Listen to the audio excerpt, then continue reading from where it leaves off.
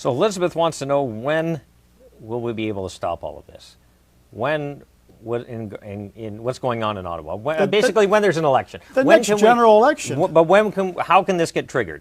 We need a confidence vote. There's one before Christmas.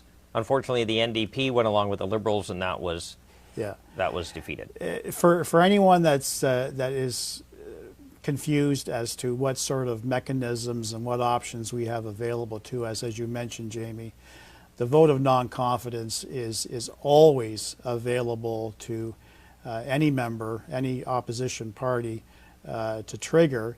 But unfortunately, the supply and confidence agreement reached last March between the NDP and the Liberal Party theoretically gives them protection, allows them to govern in a pseudo majority, literally until September of 2025.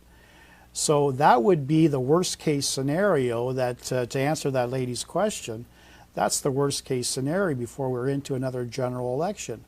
But history has shown us that most minority governments generally do not last beyond 2.5 to 3 years. We'll be starting our third year of this particular mandate.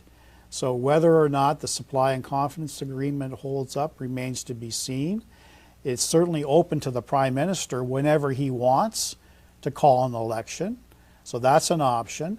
It's also an option for the leader of the NDP, Jagmeet Singh, to withdraw his support, which doesn't necessarily mean that it becomes a non-confidence vote. You know, that I'm hearkening back to the days of Stephen Harper. He didn't have a supply and confidence agreement with anyone in opposition, but he was still effectively able to govern in a minority sense. So that could still happen. But it really requires ultimately some cooperation or a breakdown in that cooperation to trigger an election. People are here worried that we might not make it to 2025 in terms of the affordability crisis, the housing crisis. Factory airports are broken. Can't get a passport. You know, groceries are insane right now. People are worried about that and how we are going to get some fiscal sanity back to Ottawa, but also an economy that isn't, here in Canada, our economy is basically at the moment built on real estate. Yeah. Right? Like, that is very dangerous. Yeah.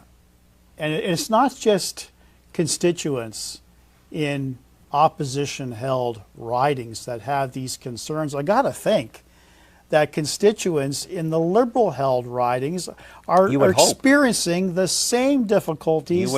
You would hope.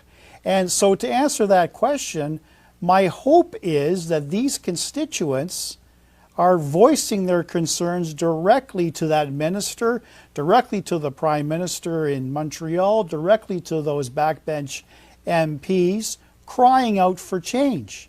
Collectively, we've got the ability to do that as Canadians. We've been trying to do that on behalf of Canadians as the official opposition, but you know well, Jamie, it goes in one ear and out the other. And we're often accused of extorting all kinds of negative rhetoric, trying to divide Canadians. It's rather rich that the Prime Minister accuses us of trying to strum up fear and divide Canadians when all he has done literally for the last 3 years is exactly that. It's the pot calling the kettle black. Yep, right? Absolutely. And that's the irony of all of this. It is. Right? Like, that's absolute irony.